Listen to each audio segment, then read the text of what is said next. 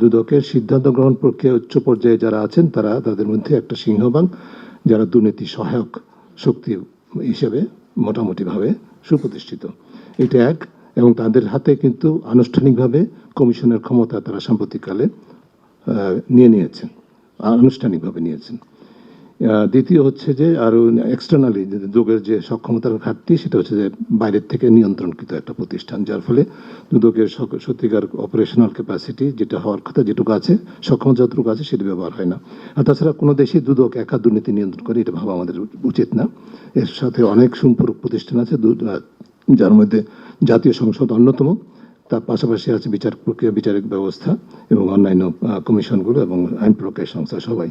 যে পুরো প্রতিষ্ঠান যে দেশে ক্যাপচার্ড, ডিসফাংশনাল, রাজনৈতিকভাবে প্রভাবিত হওয়ার কারণে, দুর্নীতিগ্রস্ত এবং দুর্নীতি সহায়ক হওয়ার কারণে সেই দেশে আসলে জবাবদিহিপূর্ণ শাসন ব্যবস্থা প্রত্যাশা করা খুবই কঠিন।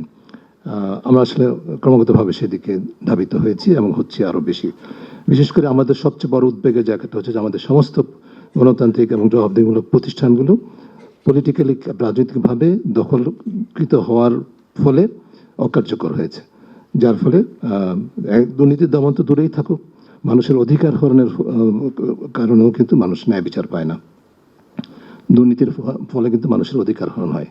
আমরা সম্প্রতিকালে প্রাক্তন পুলিশ প্রধানের যে কর্মকাণ্ড, তার মধ্যে একটা আঙ্গিক আপনারা দেখেছেন, আপনারাই প্রতিবেদন করেছেন। সংখ্যালঘু সম্প্রদায়ের জমি বলপূর্বক আদায় করা হয়েছে। দুর্নীতি বৈষম্যমূলক, দুর্নীতি অনাচারমূলক, এবং সেটি আমরা দেখতে পেয়েছি। যাই হোক, এটা আরও বৃহত্তর বিষয় আছে। আমি যে প্রস্তাবটা করেছিলাম সেটার সাথে আসলে প্রস্তাবিত আইনের সম্পর্ক নাই। যদি সংসদের সদিচ্ছা থাকে, স্পিকার নিজের উদ্যোগেই এটি করতে পারে। সেটি বিভিন্ন দেশে চর্চা আছে, সংসদীয় ওভারসাইট বা নজরদারি অফিস বলা হয় সেটাকে।